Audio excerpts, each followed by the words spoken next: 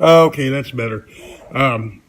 I've got a link at the top of this thing. Several articles over the weekend. Many. I have three more that I'm going to put up, and I'm not going to put them up today because I'm crowding the papers, and I don't want to do that. But we've got two or three more articles that are already penned. There's Stone Woman is coming out, the third chapter of Stone Woman.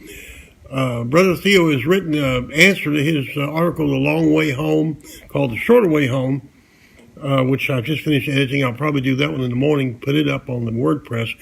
We primarily stay with WordPress Monday through Friday, and then we bang the we bang the Tribune on the weekends. But that's not what this video is about. This video is about. I put up a controversial piece this morning, which I tend to do, and it was about taking a knee. And the reason that I took the approach that I did was, during cocktail hour last night, me and Brother Theo got to talking, and naturally I was a rabid, raving Texan who didn't like that old boy getting on his knee while the anthem was playing. And Ted, being the liberal mind that he is, simply said, how can you defend Alex Jones' freedom of speech and not defend his? And basically he got me. Now, I know... Hey, Jill. Hi, Australia. No worries, mate. Anyway, I've heard all the arguments, and I was a part of all the arguments, actually, of, you're at your workplace and you're not supposed to do what your boss don't want you to do. But then the other side of the coin, there's actually many sides of this coin, is that the football player's workplace is entertainment. They're not out there working in a call center. And the other thing is, why should this simple action bother everybody so much? I mean, it got blown up completely out of proportion. If you read the article, I actually studied this morning. I didn't just go flying off the handle. Kopechnik, or whatever his name is, Colin, whatever he is. He tried this stuff for almost 2 years, year and a half.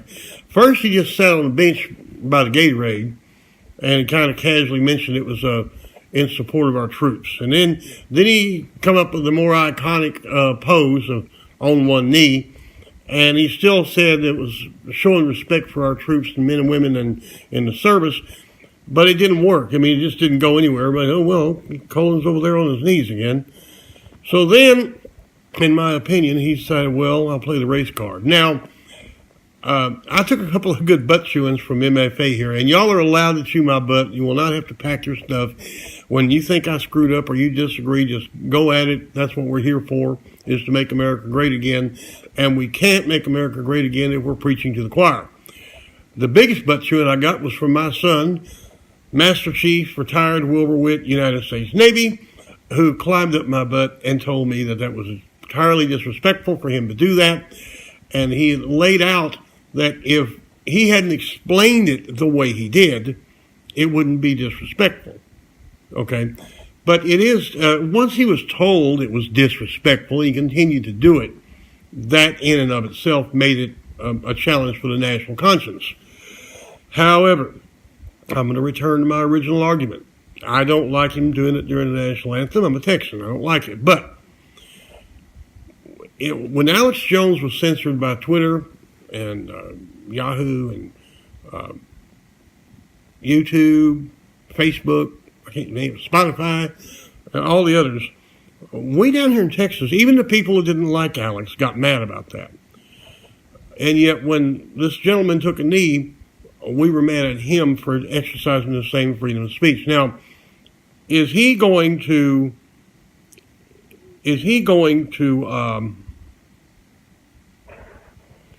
Roberta, are you trying to tell me you want to come on live? I see that little icon up there on my phone. But anyway, he's not going to make any difference to the way that the police treat black people or white people in this country. And I explained to the people that read the article that when you've got an out-of-control society such as we have, you're going to have an out-of-control police force. The people that are living in the projects in the poor side of town are miserable and they're scared. They don't have enough, and they see the police as the enforcement arm to the misery that they're being subjected to. So naturally, their reaction to the police is a little bit over the top. And I pointed out something I'm very aware of. I was a realtor for a number of years, and I rented out houses to HUD houses to single moms. And in order to keep their HUD housing, they could not have a man, boyfriend, or husband, or otherwise living in the house. So you got a whole generation of kids growing up without a father figure. And I've listened to Stefan Monsoy, this is his name in Canada.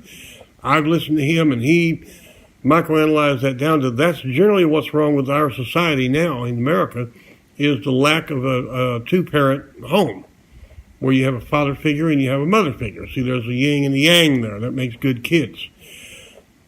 We don't have that primarily, and for various reasons. In the poor sections, we don't have them because they're not allowed to be together. They can't keep their benefits. In the more wealthy sections and everything, the parents are too busy chasing the dollar to chase the kids. Either way, you get a thing called reactive attachment disorder, which is what my granddaughter has for different reasons, where the kids realize they're on their own and they attach or detach from the society around them, and they don't learn to attach except to their peers. And unfortunately, in Watts and South Chicago and Harlem, it's the streets, it's the gangs, and that's why we're getting what we get. The education process, which Brother Theo touches on in the Shortway Home, has been adulterated by liberal mindsets. There's no longer the 3 R's, let's learn to make a living, get through high school. If you graduate from high school, it's a proven psychological fact. If you graduate high school, then get married, and then have children, your chances of success are phenomenally greater than if you dropped out in the 8th grade and went to work changing oil down at the Quickie Loop. That is the way it really works. But anyway, back to the main thing I was trying to say here, and I'm not going to drag this out. It's a quick Sunday deal. You can disagree with me. There's several ways to get things across, and one of the methods is controversy. For when I write a controversial article, I don't do it to just prod you, but I said what I really believe. And the man has a right to go on his knee. He's making a statement. He's not hurting anybody.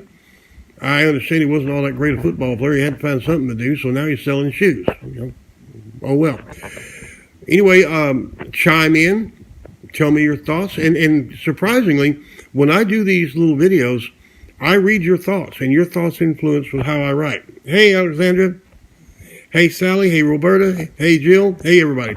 Anyway, unlike previous people on these channels here, I'm not going to drag this out for 3 hours and promise you a big happy ending. I'm going to end it now. Oh, Brother Theo and I are going to begin to do our weekly split screen broadcast and podcast pretty soon. I am a conservative. He is a liberal in the image of John F. Kennedy.